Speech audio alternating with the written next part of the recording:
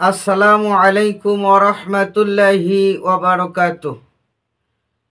দেশ ও বিদেশ, কাছে এবং দূরে যে যেখান থেকে শুনছেন, সবাইকে আন্তরিক সালাম এবং মোবারকবাদ।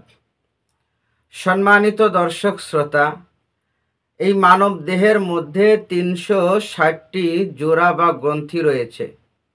রসুল্লাহ সাল্লাল্লাহু আলাইহি ওয়াসাল্লাম এই ৩৬০টি বা জোড়ার প্রত্যেকটি গ্রন্থি বা জোড়ার জন্য আলাদা আলাদা করে সদকা করার নির্দেশ দিয়েছেন। বিষয় হলো যে আমরা যে সদকা করব এমন সামর্থ্য আমাদের আছে কি? তাহলে সে ব্যাপারে আমাদের সমাধান কি হবে? চলুন হাদিস থেকে জেনে নেই।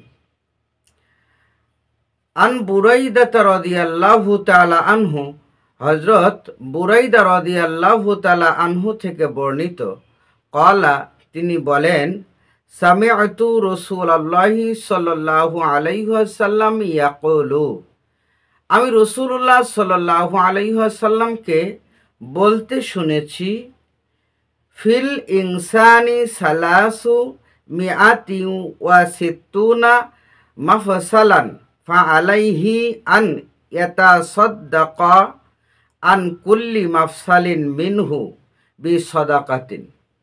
রাসূলুল্লাহ সাল্লাল্লাহু আলাইহি ওয়াসাল্লাম বলেছেন, মানব দেহের মধ্যে ৩৬০টি জোড়া বা গ্রন্থি রয়েছে, আর তোমাদের উচিত হবে প্রত্যেকটি জোড়ার জন্য আলাদা করে একটি সদকা করা। ক্বালু, তখন সাহাবীগণ বলল, অমান ইউতিকু যালিকা ইয়া নাবিয়াল্লাহ সাল্লাল্লাহু আলাইহি সাল্লাম।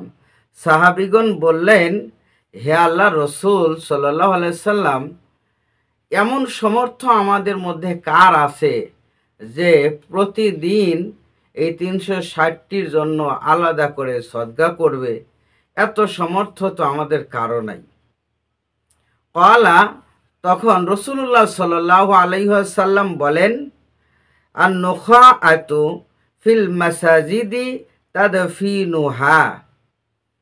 আল্লাহ রসুল সাল্লাল্লাহু আলাইহি ওয়াসাল্লাম বললেন যে যদি সমর্থ না থাকে তাহলে শোনো, মসজিদে পড়ে থাকা যে থুতু, এই থুতু তুলে নিয়া মাটির নিচে পুঁতে ফেলা একটি সদকা আদায় হয়ে যায়।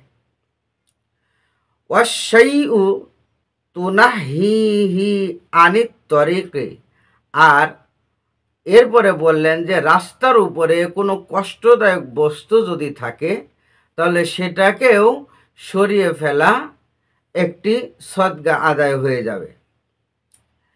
এরপরে রসুল আরো সহজ করে দিলেন যে কিভাবে এই ৩৬০টি জোড়ার সদকা প্রতিদিন আদায় করা যায় বা সম্ভব হয়। রসুল বলেন, ফাইন লাম তাজিদ ফা রাকাআতা দুহা তুজজিউকা। আল্লাহ রসুল বললেন যে যদি তোমরা এতেও কোনো সমর্থ না হয় বা তোমরা কোনো কাজ যদি না করতে পারো, অর্থাৎ মসজিদে থুতু ফেলা বা রাস্তার কষ্টদায়ক বস্তু এগুলোকে সরিয়ে ফেলার মতো কাজ যদি তোমরা না পাও, তাহলে শুনে রাখো যে জুহার 2 রাকাত নামাজই যথেষ্ট। জুহা বলতে আসলে শাস্ত্রের নামাজের কথা বলা হয়েছে। যেই শাস্ত্রের নামাজ 2 রাকাত অথবা 4 রাকাত, 2 রাকাতও পড়া যায়, 4 রাকাতও পড়া যায়, তবে এই হাদিস দ্বারা 2 রাকাতই উল্লেখ করা হয়েছে।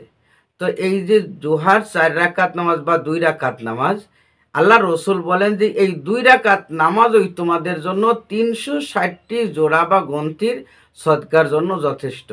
সম্মানিত দর্শক শ্রোতা, আবু দাউদ শরীফের মধ্যে এই হাদিসখানা আমরা যেহেতু পেলাম, এই হাদিস দ্বারা স্পষ্টভাবে আমরা বুঝতে পারলাম যে শাস্ত্রের নামাজের কত গুরুত্ব রয়েছে, শাস্ত্রের নামাজ আদায় করা আমাদের জন্য কত প্রয়োজনীয়।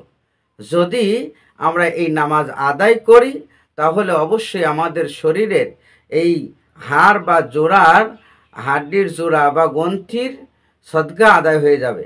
আল্লাহ পাক আমাদেরকে রসুলের দেখানো নিয়ম অনুযায়ী ইবাদত বন্দেগী করার তৌফিক দান করুন। আমিন। আসসালামু আলাইকুম ওয়া রাহমাতুল্লাহি ওয়া বারাকাতুহু।